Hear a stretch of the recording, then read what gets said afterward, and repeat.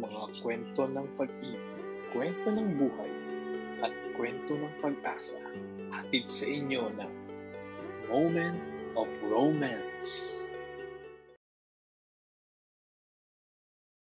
Para kay Rafael Mendoza, hindi lang basta cruise ship ang Ocean Embrace. Ito ang naging pangalawa niyang tahanan. Kahit pa araw-araw ay nagpapaalala ang dagat kung gaano siya kalayo sa Cebu. Steward siya roon. Mahabang ship, paulit-ulit na gawain, at matinding pagod ang normal na bahagi ng bawat araw. Pero sa bawat kumikislap na deck na nililinis niya at bawat kusinang dinaraanan niya, palagi niyang naaalala kung bakit siya naroon. At iyon ay para sa pamilya niya. Sa gabi, kapag humuhupa na ang ingay ng barko at mas naririnig na ang hampas ng alon, doon niya pinaka nararamdaman ang lungkot. Minsan, naiisip niyang umuwi na lang at yakapin ang kanyang mga magulang at ang nakababatang kapatid na umaasa sa kanya. Pero mabilis niya iyong inilalagay sa tabi. Isang emosyon na kailangan niyang kontrolin para makapagpatuloy. Mabait si Rafael, tahimik at laging handang tumulong. Gusto siya ng mga kasamahan niya dahil marunong siyang makisama at hindi nagrereklamo. Kapag kailangan siya, alerto siya. Kapag hindi, halos hindi mo mapapansin na nariyan siya. Isang tunay na profesional. Ito ang buhay niya. Ang ugong ng makina ng barko, ang tawanan at kwentuhan ng crew, at ang pag-asang darating ang araw na uuwi siyang may dalang mas magandang kinabukasan para sa kanyang pamilya. Si Sarah ay sumakay sa Ocean's Embrace hindi para sa adventure, kundi para huminga. Sanay siya sa mga gusaling may kasaysayan, sa mga detalyadong plano, at sa walang katapusang habol sa perfection na hinihingi ng mundo ng arkitektura. Ilang buwan siyang nagbababad sa isang proyektong halos sumisip-sip sa buong lakas niya. At kasabay noon, ang unti-unting pagguho ng kanyang engagement na akala niya'y panghabang buhay. Kaya nang makita niya ang pagkakataon, tumakas siya. Ang makintab at modernong disenyo ng barko ay kakaiba sa mundong kinamulatan niya. Pero kakaiba rin ang pakiramdam. Simple, diretso, walang komplikasyon. Eksaktong kabaliktaran ng lahat ng iniwan niya. Sa umaga, madalas siyang nakahiga sa sunbed. May hawak na libro. Hinahayaan ang sarili na mawala sa kwento. Sa gabi naman, tumatambay siya sa deck. Tahimik na pinapanood ang araw na unti-unting lumulubog at naglalaho sa lawak ng dagat. Para sa kanya, ang bawat alon ay parang paalala na pwedeng magsimula ulit, na hindi kailangang laging may hinahabol. Hindi siya naghahanap ng koneksyon, hindi romance, hindi bagong komplikasyon. Ang gusto lamang ni Sarah ay kapayapaan. Yung uri ng katahimikan na kay tagal na niyang hindi nararamdaman. Ang gabi ay mainit, ngunit payapa. Parang kinukuyom ng kalangitan ang buong Caribbean. Sa isang bihirang pagkakataon na walang tawag mula sa duty, umakyat si Rapi sa observation deck. Ang pinakatahimik na bahagi ng barko kapag gabi. Gusto lang niyang makahinga, makaramdam ng ilang minutong katahimikan bago magsimula ang panibagong ship. Nakatayo siya roon, sinisinaga ng malamlam na liwanag ng buwan, habang pinapakinggan ang banayad na hampas ng alon sa hull ng barko. Sa kabilang banda, si Sarah naman ay naglakad pataas ng hindi rin planado. Galing siya sa hapunang walang lasa. Hindi dahil sa pagkain, kundi dahil sa biglang lungkot na muli na namang sumiksik sa dibdib niya. Kaya't naghanap siya ng lugar kung saan hindi kailangan ng ngiti. Kung saan pwede siyang maging tahimik nang walang nanghuhusgang mata. Doon nagsalubong ang kanilang mga mundo. Nagkatinginan sila nung una. Maiksi, parang simpleng pagkilala sa presensya ng isa't isa. Sumunod ang isang maliit, nahihiyang ngiti. At bago pa nila mapansin, nagkapuwang ang katahimikan sa pagitan nila. Napalitan ng isang magaan at natural na pag-uusap na tila matagal na nilang gustong mangyari.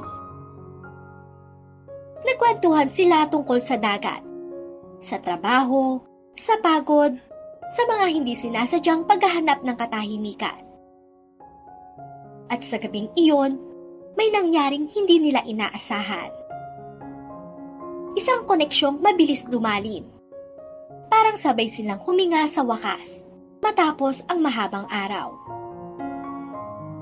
Sa mga sumunod na araw, palagi silang nagtatagpo. Minsan sa deck, minsan sa crew mess kapag nakabreak si Rapi. Minsan naman sa sulok ng barko kung saan hindi sila napapansin. Ang samahan ay naging matindi, totoo at nakapagdala ng init na parehong matagal nang nawala sa buhay nila. Ngunit tulad ng lahat ng cruise, may katapusan ang biyahe. Nauna niyang napansin si Sarah, isang tahimik na silhueta na tila kinuhita ng buwan. Nakatayo siya roon sa observation deck. Ang liwanag ng buwan ay humahaplos sa kanyang blonde na buhok na parang malambot na apoy sa gitna ng dilim. Sandali pa lang, ramdam na ni Rapi ang pag-aatubili. Hindi siya sanay makisali sa mga guests kapag wala siya sa trabaho. Kaya halos lumingon na siya palayo. Pero gumalaw si Sarah at doon nagtama ang kanilang mga mata. Nagbigay siya ng maliit, halos mahiyaing ngiti. Yung tipong nag-aanyaya pero hindi pilit. At bago pa niya mapigilan ang sarili, napansin na ni Rapi ang mga paa niyang kusang lumalakad papunta sa kanya. "Magandang gabi po, ma'am." Bungad niya. Mahina ang tinig. Mas malambot kaysa sa inaasahan niyang lalabas. "Sarah na lang, please." Sagot nito. May lambing ang boses na parang awit na kinalaw ng hangin. "Ikaw." "Rafael." Sagot niya. "Pero Rafi ang tawag sa akin ng mga kaibigan ko." At doon nagsimula ang mahabang gabing hindi nila makakalimutan. Umupo sila sa tabi ng railing habang pinapakinggan ang dagat na humihinga sa ibaba nila. Ikwento ni Rapi ang Cebu, ang bahay na punong-puno ng tawanan. Ang mga kapatid niyang inaabutan niya ng baon sa eskwela. At ang adobong luto ng nanay niya na halos nalalasahan pa rin niya kahit malayo sa lupa. Naging totoo siya, hindi bilang crew, kundi bilang isang anak, isang kuya, isang lalaking may mga pangarap na gusto lang matupad. Si Sarah naman ay nagbukas na parang pahinang matagal nang nakatiklop. Ibinahagi niya ang mundo niyang puno ng linya, sukat at deadlines. Ang passion para sa arkitektura na dati nagbibigay buhay, pero unti-unti ring umubos ng parte niya. Ikwento niya ang takot, ang pressure, ang bigat ng mga inaasahan.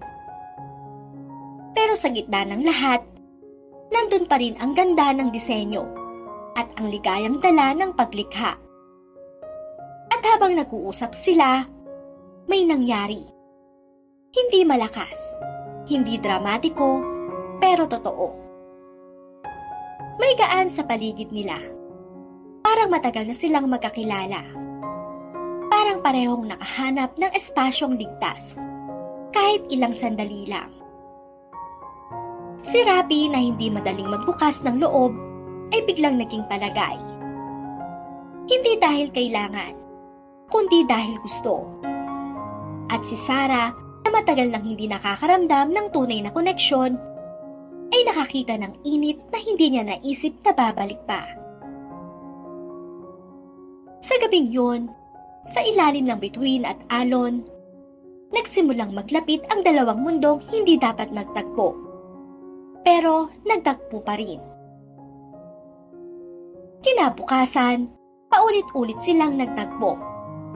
Sa agahan, nakita ni Rapi si Sarah at inalok siya ng espesyal na pastry. May kasamang mahiyain at lihim na kindat. Sa library ng barko, nagkaharap sila at nag-usap tungkol sa mga libro. Sa bawat pagkakataon, lumalalim ang kanilang koneksyon. Minsan, nagkadikit ang kanilang mga kamay habang parehong inaabot ang isang libro. Isang kuryente ang dumaloy sa kanila. Sa huling gabi, bago matapos ang cruise, nakita ulit ni Rapi si Sarah sa observation deck. Dala ng damdamin sa hangin. Hindi siya dapat nandoon, pero hinila siya ng puso. Lumingon si Sarah. May halong kaba at pagkasabik ang tingin niya. Rapi, pulong nito, malambing. Sarah, sagot niya ng mababa at dahan-dahang hinawakan ang pisngi nito. Malambot at mainit ang balat ni Sarah. Lumapit siya. Nagdikit ang kanilang mga labi. Isang mahiyain pero puno ng pag-asa na halik. Nag-aanyaya ng higit pa. Kinugol nila ang huling gabi ng magkasama sa maliit na crew cabin. Hindi lang ito pisikal. Nagbahagi sila ng kanilang pinakalalim na damdamin. Ang takot at kabiguan. Nagbigay ng ginhawa at katiyakan sa isa't isa. Nang sumikat ang umaga at sumilay ang liwanag sa bintana, mahigpit silang nagyakap. Ramdam ang tamis at pait ng nalalapit na paghihiwalay. Ayokong magpaalam. Pagtatapat ni Sarah, hawak ang panga ni Rapi, puno ng emosyon. Hinalikan ni Rafi si Sarah sa noo. Magkikita tayo ulit. Puno ng pag-asa, kahit hindi niya lubos na nararamdaman. Isinulat niya ang kanyang address at numero ng telepono ng kanyang ina sa maliit na piraso ng papel at iniabot iyon sa kamay ni Sarah. Sumulat ka sa akin. Anya nito. Lumipad pabalik si Sarah sa Amsterdam na mabigat ang puso. Naiwan pa rin sa kanyang damit ang amoy ni Rapi. Isang paalala ng mga sandaling magkasama sila. Samantala, bumalik si Rapi sa kanyang mga tungkulin. Pero sa isip ni Sarah, patuloy siyang bumabalik. Ang matatalas niyang mga mata, ang malumanay niyang tawa. Tila hindi maalis. Araw-araw, tinitingnan ni Sarah ang mailroom. Umaasang may liham na darating. Ngunit walang dumating. Sinubukan niyang sumulat sa tanging email address na ibinigay ni Rapi. Isang work address. Ngunit wala ring sagot na natanggap. Ang lawak ng karagatan na dati nakakapagpakalma ay ngayon parang malalim at malawak na agwat na hindi niya kayang tawirin. Unti-unti, ramdam nila ang pag-iisa at tahimik na pagkaduro. Isang mabagal at masakit na pagkaunawa na ang kanilang ganda at marupok na koneksyon ay baka isang pangarap lamang. Isang magandang panaginip na tila napakalayo sa realidad. Makalipas ang ilang buwan, natuklasan ni Sarah na siya ay buntis. Ramdam niya ang malalim at matinding alon ng pagkadurog at pagkawala. Kasabay ng matindi at mapagprotektang pagmamahal para sa kanyang anak. Desperado siyang sinubukang tawagan si Rapi. Nagpadala siya ng mga liham sa address na ibinigay nito. Ngunit tila hindi nakarating sa kanya sa tamang oras dahil palipat-lipat ang barko ni Rapi sa iba't ibang pantalan. Sinubukan din niyang tawagan ang numero ng telepono. Ngunit ang nanay ni Rafi na nag-iingat sa mga tawag mula sa ibang bansa, madalas hindi sumasagot o hindi maintindihan ang Ingles ni Sarah na may tunog Olandes. Pakiramdam niya ay nag-iisa siya. Isolated, ngunit lumakas ang loob niya. Desidido siyang palakihin ang kanyang anak. Ang kanilang anak. Lumipas ang 5 taon. Nanganak si Clara ng isang magandang anak na babae. Si Lily na may malumanay ng ngiti ni Rapi at sariling matatalas at mausisang mata. Si Lily ang naging angkla ng buhay ni Sarah. Isang patuloy na paalala ng mahiwagang nakakadurog na pagkikita nila ni Rapi. Ipinagpatuloy ni Rapi ang kanyang buhay sa dagat. Patuloy na nagpapadala ng pera sa bahay. At nangangarap pa rin ng isang pamilya na hindi pa niya nabuo. Ang alaala ni Sarah ay nananatiling kirot sa kanyang puso. Madalas niyang iniisip si Rapi. Nagtataka kung ano na ang nangyari sa lalaking gumalaw sa kanyang tahimik na mundo. Isang maulan na hapon sa Amsterdam, habang sinusuri ni Sarah ang lumang travel documents, napansin niya ang medyo lukot na papel ni Rapi na may nakasulat na numero ng telepono ng kanyang ina. Sa ilalim nito ay nakasulat ang isang lumang social media handle. Rafael Mendoza, Seafarer. Isang biglang pag-asa ang bumalot sa kanya. Alam niya sa pagkakataong ito kung ano ang gagawin. Tinype niya ang pangalan sa search bar. Malakas ang tibok ng kanyang puso. At nandoon siya, isang profile picture ni Rapi. Medyo mas matanda. Medyo mas matigas ang itsura. Pero siya talaga. Nagpadala si Sarah ng mensahe. Maikli at diretso. Rapi, si Sarah to. Mula sa Ocean's Embrace. Kailangan kitang makausap. Mahalaga. May anak ako. Si Rafi ay nasa San Vicente, Palawan. Sa isang bihirang mahabang bakasyon. Nakita niya ang mensahe nung gabi. Pagkatapos ng mahabang araw ng pagtulong sa kanyang tatay sa pag-aayos ng bangka. Tumalon ang kanyang puso. Tapos bumagsak. Sarah, isang anak. Nanginginig ang kanyang mga kamay habang nagtatype pabalik. Sarah, okay ka lang ba? Isang anak? Ilang sandali ang lumipas, dumating ang video call. Lumabas sa screen ang mukha ni Sarah. Mas matanda, ngunit gumaganda pa rin. Sa tabi niya, isang maliit na babae na may mausisa at matalinong mga mata. Nakakagulat na pamilyar. Rapi, simula ni Sarah habang naluluha. Ito si Lily. 5 taong gulang siya. Siya ay iyo. Napako si Rapi. Gulong-gulo ang kanyang isip. 5 taon. Isang anak. Kanyang anak. Sabay-sabay na bumalot sa kanya ang halo ng damdamin. Gulat, di makapaniwala, matinding guilt, at isang sobrang pagmamahal na proteksyon. Sa isang iglap, ramdam niya ang bigat at saya ng isang bagong katotohanan, ang kanyang pamilya. Agad nag-ayos si Rapi ng leave, nang hiram ng pera at lumipad patungong Amsterdam.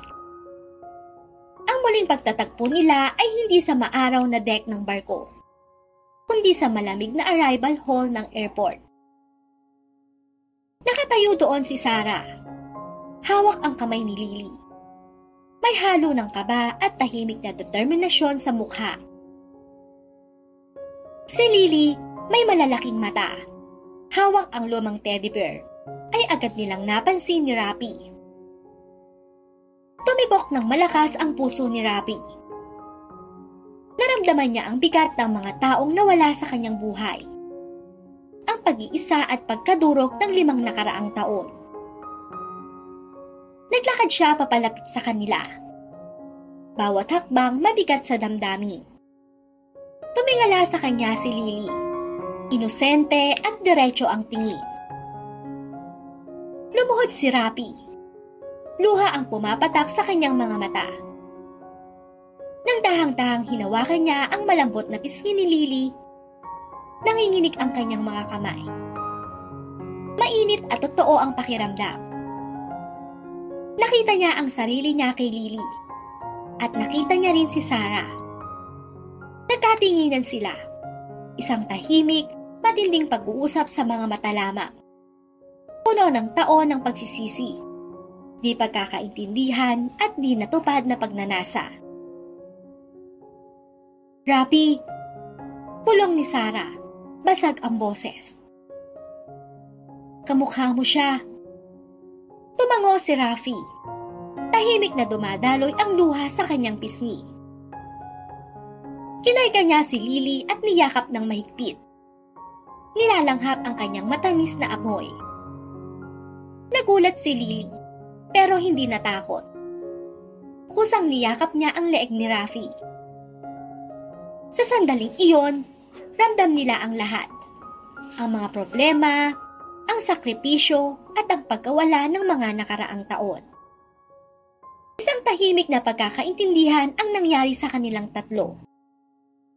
Sa wakas, may angkla na si Rapi, ang kanyang pamilya. Ang sumunod na ilang araw ay naging marupok na sayaw ng pagtuklas at muling pagkakakonekta. Lumipat si Rapi sa maliit na kwarto para sa bisita sa apartment ni Sarah. Kinugol niya ang bawat sandali sa pakikipagkilala kay Lily.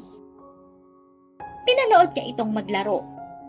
Binasahan ng mga kwento at tinuturuan ng ilang simpleng salitang Tagalog. Nilulutuan niya ito ng agahang Pinoy. Itlog na binate at pandesal mula sa lokal na Asian market. At tuwang-tuwa siya sa reaksyon ni Lily. May tahimik na tawa at naiiyang ngiti sa pagitan ni Rapi at Sarah habang pinapanood nila ang bata. Nag-usap sila hanggang gabi. Sinasariwa ang mga nawalang taon, mga hindi pagkakaintindihan at mga hamon. Ipinahayag ni Rapi ang kanyang malalim na pagsisisi at pagkakasala sa hindi niya pagiging nandoon noon. Si Sarah, kahit nasasaktan, ay naiintindihan ang limitadong paraan ng komunikasyon niya noon. Nakita niya ang totoo, ang sakit at pagmamahal sa mga mata ni Rafi. Isang gabi, habang natutulog si Lily, ipinakita ni Sarah kay Rapi ang photo album. Mga litrato ni Lily habang lumalaki. Ang kanyang unang hakbang, unang kaarawan, unang araw sa eskwela. Sumasakit ang puso ni Rapi sa bawat nawalang milestone. Nakita niya ang matindi at wagas na pagmamahal at dedikasyon sa mga mata ni Sarah. Isang ina na isinakripisyo ang lahat para kay Lily. Lumalim ang kanyang pasasalamat. Hinawakan niya ang kamay ni Sarah. Isang malambot at mainit na haplos. Isang tanda na unti-unting muling pagtatayo ng tiwala at koneksyon sa pagitan nila. Nagkaroon din si Rafi ng mahirap na video call sa kanyang pamilya sa Cebu. Nagulat sila at nag-alala tungkol sa babaeng dayuhan at sa isang anak sa labas. Umiyak ang kanyang ina. Natatakot sa chismis at sa posibleng paglabag sa tradisyonal nilang pagpapahalaga sa pamilya. Matyagang nagpaliwanag si Rapi. Matatag ang boses. Ipinakita niya ang lakas ni Sarah at ang tamis ni Lily. Nagkwento siya tungkol sa kanyang pagmamahal, sa pagmamahal nila kay Lily, at sa kanyang pangako sa kanyang anak. Mabigat man ang usapan, pagkatapos ng mahabang pag-iisip, pumayag ang kanyang pamilya na makilala sila balang araw. Hindi madali ang desisyon, pero ginawa ito ng may pagmamahal at tahimik na pagkakaintindihan. Nagpasya si Rapi na manatili sa Amsterdam ng ilang panahon. Kumuha ng trabaho sa lupa, kahit mas mababa ang sweldo kaysa sa pagiging marino, para lamang maging malapit kay Lily. Si Sarah, na nakikita ang matibay na pangako ni Rapi at ang unti-unting napupuong samahan ng ama at anak, ay tinanggap ang kanyang presensya. Hindi na mabilis ang pag-usad ng kanilang romansa. Dahan-dahan na ito. Nakatayo sa pundasyon ng pagiging magulang, paggalang sa isa't isa, at malalim at matibay na pagmamahal. Natutunan nilang lampasan ang pagkakaiba ng kultura at nakakahanap ng saya at ganda sa kanilang pagsasama.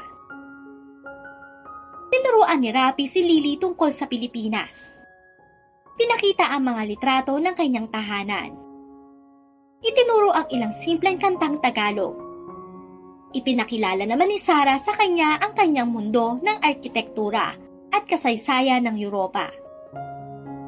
Sila ay dalawang angkla, isa sa silangan, isa sa kanluran, na ngayon ay matibay na nakatali dahil sa kanilang pagmamahal para kay Lily. Hindi muna sila nagpakasal. Pinili nilang mag-focus sa pagbuo ng matatag at mapagmahal na tahanan para kay Lily.